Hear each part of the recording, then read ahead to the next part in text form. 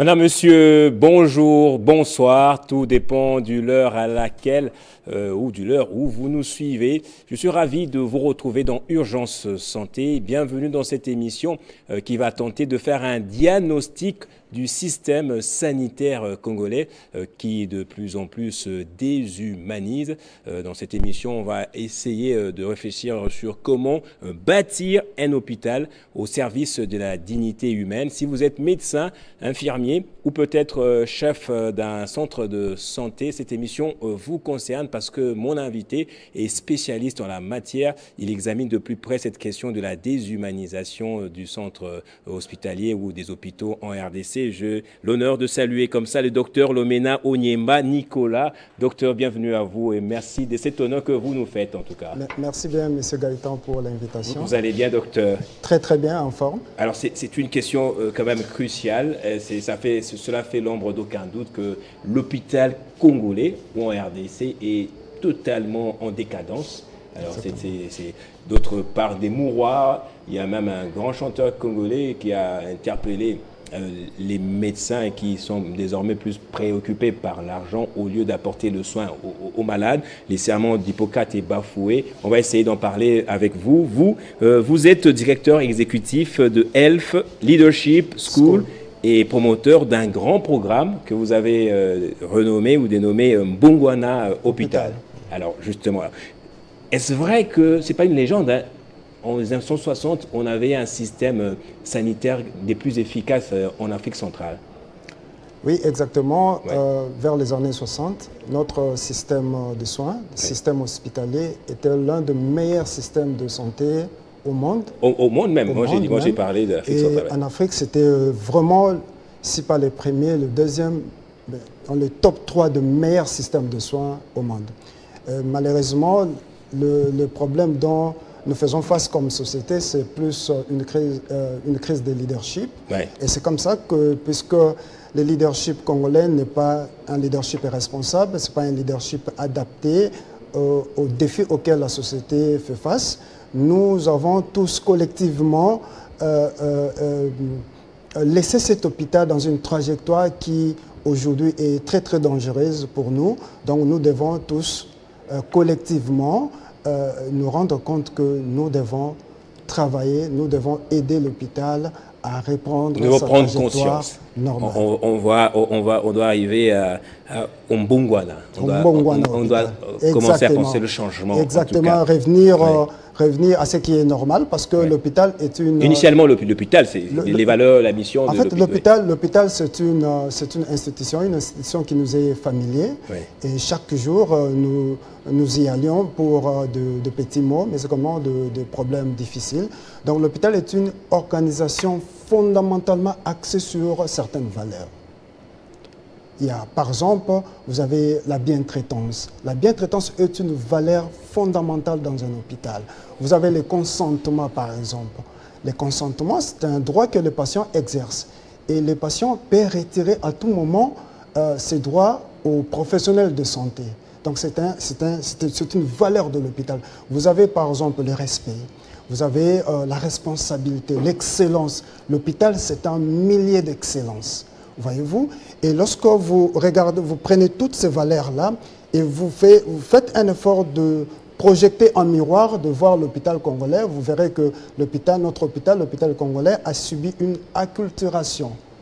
Et c'est de notre responsabilité, de notre... Acculturation, c'est-à-dire que vous avez des antivaleurs qui ont pris place. Ouais.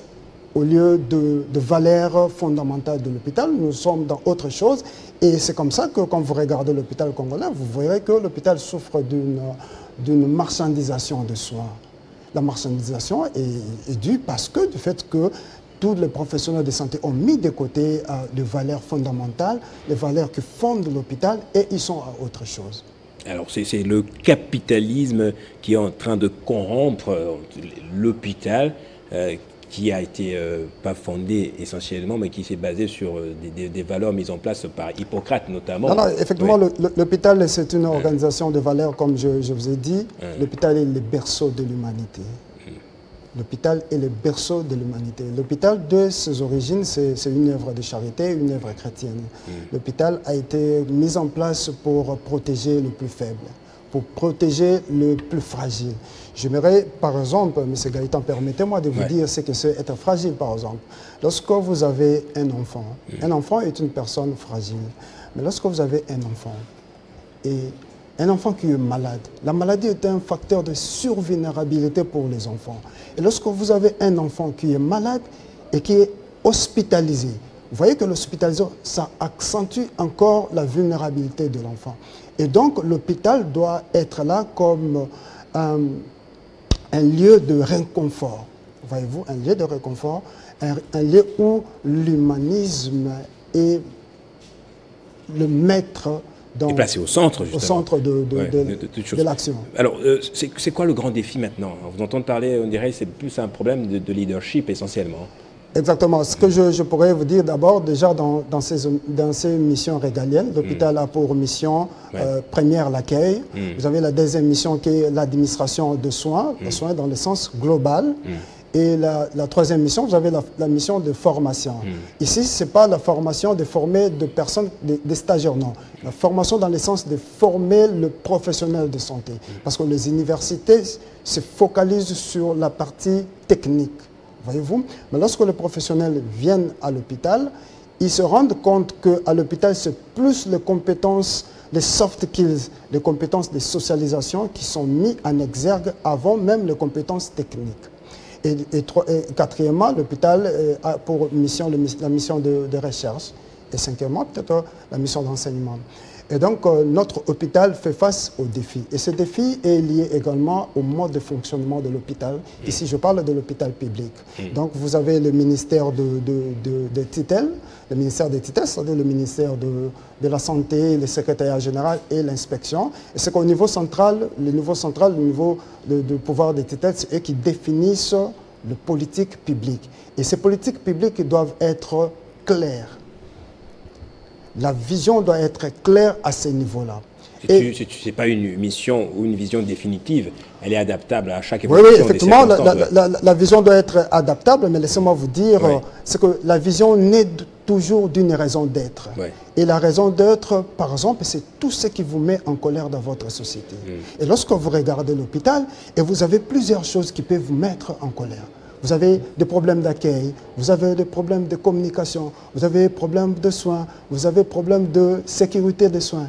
Et tout cela peut permettre à ce qu'au niveau de tutelle, qu'ils puissent mettre en place des politiques publiques qui vont dans le sens de remettre l'hôpital dans sa trajectoire. Et deuxièmement, ce que vous avez le deuxième niveau de fonctionnement, c'est au niveau du pouvoir administratif. Le pouvoir administratif, ici, qu'est-ce que j'entends par pouvoir administratif? Vous avez le médecin directeur et le comité de direction. Ça, c'est au niveau de l'hôpital. De l'hôpital.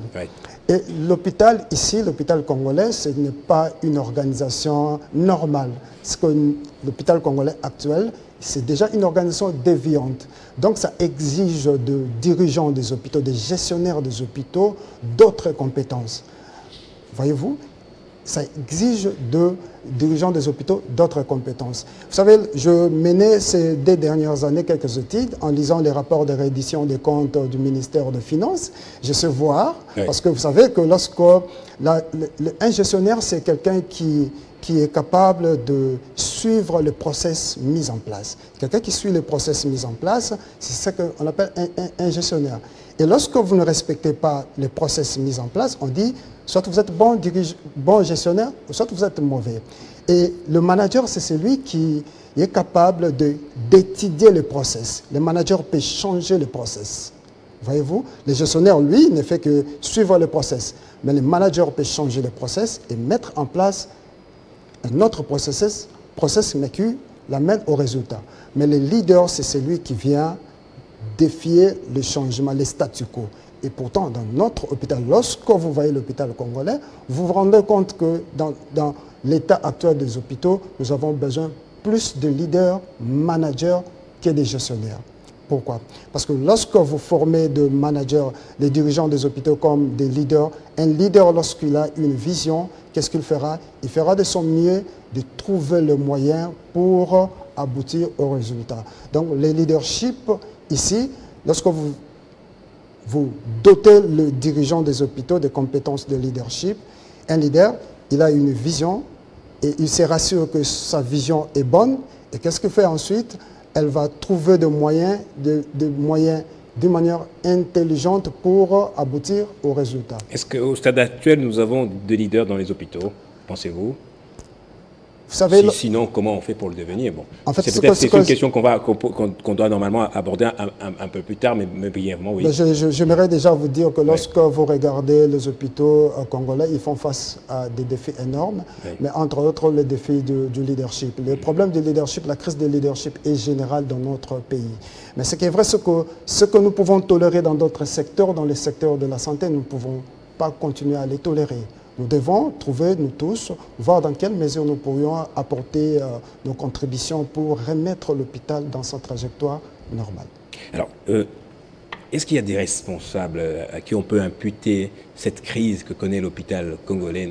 Forcément, c'est le politique, que vous l'avez cité, le fonctionnement commence par le haut, c'est le ministère, c'est le budget, c'est tout cela.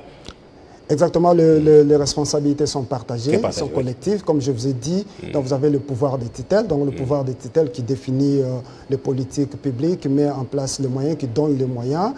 Mais quand vous avez le pouvoir des tutelles, vous avez des organes qui peuvent contrôler le pouvoir des tutelles. Entre autres, vous avez le Parlement. Donc lorsque les choses ne marchent pas dans un secteur, vous avez le Parlement qui peuvent interpeller le ministre. L'autorité budgétaire, comme on l'appelle. Oui. Ben, malheureusement, des questions de santé, des questions de l'hôpital, ce sont des questions reléguées au second plan. Donc, à l'état actuel de notre système hospitalier, normalement, on devait voir le Parlement mettre en place des comités. Par exemple, un comité de l'humanisation de l'hôpital. Parce que ça doit faire partie de politiques publiques. Et notre hôpital a besoin d'une politique d'humanisation sur le plan général. Pourquoi? Parce que laissez-moi vous faire ce constat. Lorsque vous regardez notre société, est-ce que vous avez 90% de personnes qui sont pauvres? L'hôpital congolais évolue dans un environnement de pauvreté. De cette précarité. Les gens n'ont pas de moyens pour se faire soigner. Et donc, un hôpital qui évolue dans cet environnement de précarité doit être un hôpital social. Pourquoi? Parce que l'hôpital, généralement dans le contexte de la pauvreté, l'hôpital est le dernier recours pour les personnes malades et les personnes souffrantes. Et dans ce contexte-là, de ce fait-là, la responsabilité éthique de l'hôpital doit être supérieure à tous les services publics. Voyez-vous? Donc, parce que la personne qui vient à l'hôpital, c'est une personne, dans le cas de pauvreté, il a tenté tous les remèdes chez lui à la maison avec l'automédication, que je n'encourage pas. Et à la fin, quand il trouve que ça ne va pas, il se dit, bon, que je me dirige au moins à l'hôpital. Et donc, dans ce contexte-là, l'hôpital doit être humain. On doit sentir de l'humanité dans l'hôpital. Ce n'est pas dans ce contexte-là que le chef de l'État a mis en place la couverture santé universelle pour rendre accessible les soins de santé, même aux personnes les plus démunies, les plus pauvres. Ouais. Exactement, M. Gaëtan, donc je ne viendrai pas sur votre plateau pour faire la critique de cette mesure. Un TP de la sorcellerie. La couverture santé universelle, c'est une bonne chose. La couverture santé universelle vient répondre à un besoin. La couverture santé universelle vient répondre à un besoin. Le besoin, c'est celui de protéger le pauvre, de protéger les personnes qui ne sont pas à mesure de se payer les soins.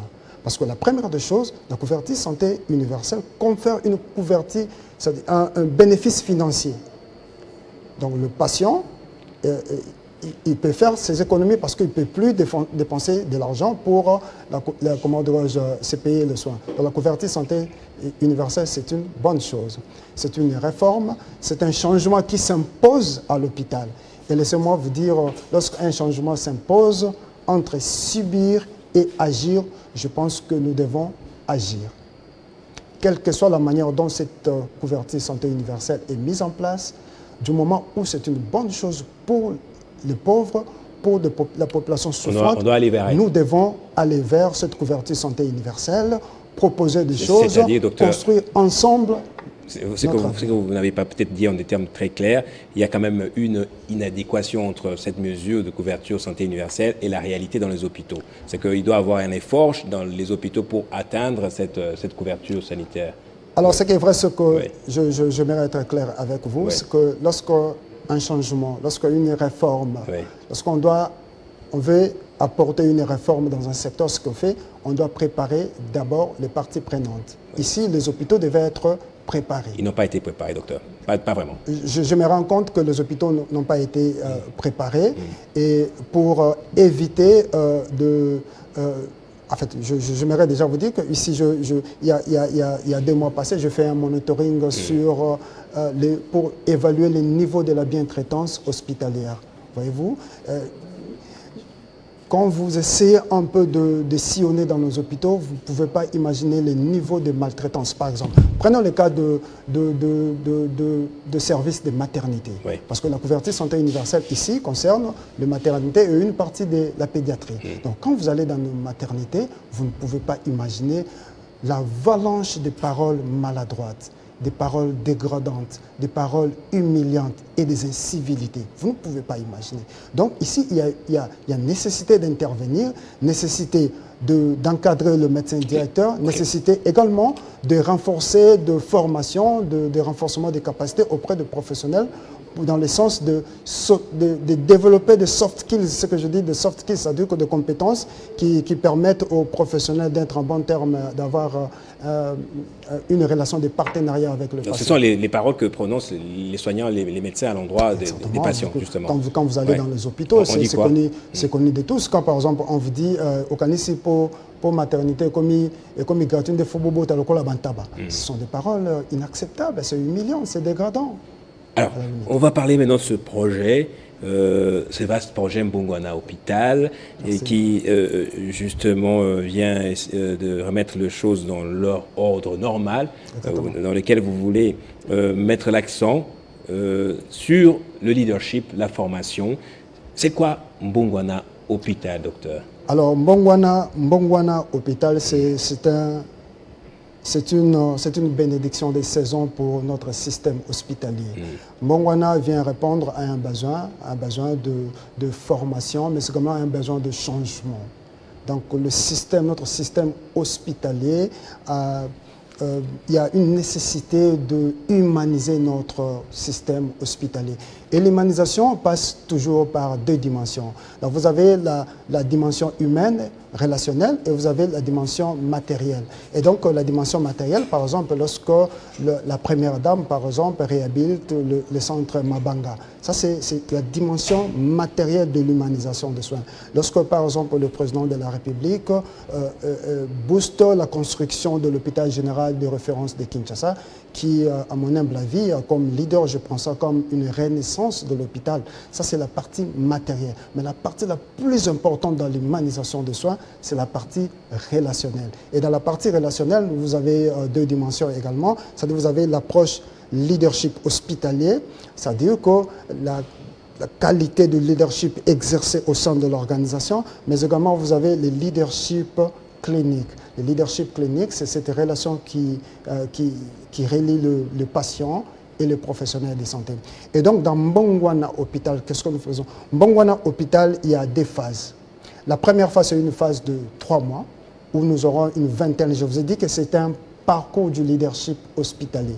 Le leadership, c'est un voyage. Le leadership, c'est cette partie qui vous permet de défier le statu quo, l'incertitude.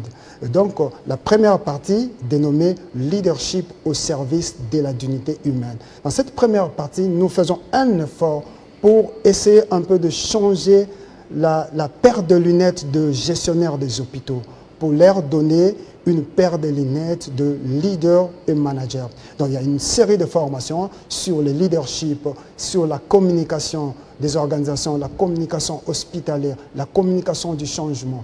Il y a une série de formations sur la conduite du changement, sur la stratégie des organisations de santé, sur la gestion axée sur les résultats. Ce sera pendant 3 mois. Et après les 3 mois, nous aurons 10 jours de voyage avec les hôpitaux de Dubaï pour partager les expériences, pour voir comment est-ce que ça se passe ailleurs. Parce que, M. Gaëtan, vous savez, il y a un scientifique, M. John Salk, vers les années 59-60, pendant qu'il était en train de faire ses recherches pour fabriquer le vaccin contre la poliomyélite, il était bloqué à un moment donné. Et M. John Salk, qu'est-ce qu'il a fait? Il s'est dit, pour aérer le cerveau, il devait voyager. Il a quitté les États-Unis pour aller en Italie. Et c'est là que son mental a été boosté. Et après, lorsqu'il est revenu aux États-Unis... C'est là qu'il y a eu Eureka. Oui, exactement. Oui. Donc, je pense que ces 10 jours permettra aux médecins directeurs de se ressourcer, de booster leur créativité, mais également de faire un effort de booster la médiocrité. Et la deuxième phase, ce sera une phase de la gouvernance axée sur la prestation de l'amélioration des prestations des services de santé. Et donc, cette deuxième phase sera combinée à ce que j'appelle le management des intelligences médicales. C'est quoi le management des intelligences médicales? Et je vous ai dit que dans ces programmes, c'est un programme de formation et un programme de coaching. Le coaching, c'est un domaine qui n'est pas exploité ici chez nous et surtout plus dans le domaine de santé. Le coaching ici, c'est un coaching exécutif, donc du comité directeur des hôpitaux et un coaching d'organisation. C'est-à-dire que nous encadrons, nous accompagnons l'équipe dirigeante et nous accompagnons également l'organisation tout entière. Et donc, dans la deuxième phase de management intelligence médicale, ce que nous aurons des axes de formation. La première axe, c'est pour permettre aux professionnels de santé de développer des soft skills, donc des compétences de socialisation. Voyez-vous, la bientraitance, ouais, la bienveillance, tout ce sont des compétences de socialisation. Mais au même moment, c'est pour permettre également aux professionnels de développer des compétences médicales. Donc, pour ce faire, nous avons pensé à une stratégie qui pourra nous permettre de coordonner et de former plusieurs professionnels au même moment. Donc, nous allons mettre en place 15 pôles d'excellence. Donc, ces 15 hôpitaux généraux de référence seront dotés de matériel multimédia qui pourront permettre à ce que, lorsqu'il y a des formations avec nos partenaires, et même ici à l'interne, parce que nous allons prendre langue avec l'AFMED, pour permettre aux spécialistes, lorsqu'il y a une formation, on peut former des dizaines, voire des centaines de professionnels au même moment. Alors, comment vous faites pour financer ce projet qui me paraît très salutaire pour notre système de santé? Exactement, c'est que ce programme est un programme d'urgence. C'est un programme d'urgence. Et si vous pouvez me permettre de revenir un peu, c'est que nous avons 3 systèmes de coaching. Donc, nous aurons 3 coachs ici. Donc, nous aurons des coachs des leaders. Le coaching des leaders sera assuré par le docteur Silas Mimil Makangu. Il est président de l'International Institute Leadership. C'est un pasteur. C'est un pasteur, mais c'est un expert dans les questions de leadership. Et c'est d'ailleurs lui qui a écrit ce beau livre, Bâtisseur des Nations. Et donc, lui, il va accompagner le médecin directeur pour leur permettre de développer l'esprit de service. Parce qu'être homme d'État, la qualité première d'un homme d'État, c'est le service. Et nous aurons le docteur Michel Mouvoud, qui est expert à la Banque mondiale. Il est également président du groupe CID. Donc c'est un modèle, un mentor pour moi. Il sera également coach de leader. Nous avons également le docteur Chamala qui va assurer le coaching des managers, le management éthique de managers. Mais également, moi-même, je vais assurer le coaching d'organisation. Et donc, vous avez parlé de financement. Pour terminer, parce qu'il nous reste quelques secondes. Le budget global, le budget minimum global pour ces coachings pour 1 mois et pour la première phase est de $840 000. Voilà. $840 000. Et je pense que nous devons... Il vous faut un appui du gouvernement. Exactement. Ici, c'est comme ça. Ici, je vous ai dit qu'au chevet de l'hôpital, c'est la société qui vient vers l'hôpital. Nous sommes un système de livraison du changement. Et le médecin directeur seront les acteurs du changement. C'est comme ça que je fais appel d'une manière spéciale au couple présidentiel, au président de la République et la Première Dame qui est un professionnel de santé, s'ils peuvent voir dans quelle mesure... Aux autres personnes de bonne volonté. Exactement, au Premier ministre, au ministre de la Santé, à la couverture santé universelle, mais c'est comment à toute personne de bonne volonté, entreprise. Nous avons vu dans cette ville un homme comme Didi Kinoane qui, il y a 20 ans passés, il a fait un don extraordinaire. Ouais. Donc nous avons besoin de gens qui peuvent venir accompagner et soutenir ces programmes parce qu'il va de notre sécurité. L'hôpital fait partie des systèmes de défense. En tout cas, il va même de notre survie, de notre avenir. Merci, docteur Lomena Onyema Nicolas, directeur exécutif de Health Leadership School promoteur du programme Mbongwana Hôpital. Vous nous avez parlé de ce grand programme au chevet de l'hôpital congolais. C'est un peu paradoxal, l'hôpital, être au chevet de l'hôpital, pourtant c'est l'hôpital qui est souvent à notre chevet, docteur. J'aimerais vous dire, M. Gaëtan, il y a le Premier ministre britannique Winston Churchill. Oui. Churchill a dit quelque chose d'intéressant, il a dit nous façonnons nos édifices et par la suite, ce sont les édifices qui prennent soin de nous. C'est la manière dont nous construisons, nous prenons soin de l'l'hôpital. C'est de la même manière que l'hôpital va nous le rendre plus tard. Merci beaucoup, docteur. Bâtir un hôpital au service de la dignité humaine, c'était l'un des objets débattus dans cette émission. J'espère que vous l'avez compris. Et si vous en êtes intéressé, prière de contacter docteur pour un financement probable. Je vous remercie, docteur, d'être passé à Télé50. Merci bien, M. Gaëtan. Permets-moi de remercier le DG de Télé50. Oui. Jean-Marie Kassamba. Jean-Marie Kassamba. Je suis émerveillé de voir ce que vous savez, le leadership. Des fois, il est très difficile de définir ce que c'est le leadership. Le leadership, c'est comme la beauté. C'est-à-dire quand vous êtes à présence d'une beauté, vous savez les reconnaître. Quand vous êtes dans les installations de Télé50, vous savez voir qu'ici, il y a une vision, il y a un leader. Je ne vous le fais pas dire en tout cas. Merci à vous également d'avoir suivi ce numéro d'Urgence Santé après plusieurs temps d'absence. J'espère vous retrouver à très bientôt pour un nouveau numéro.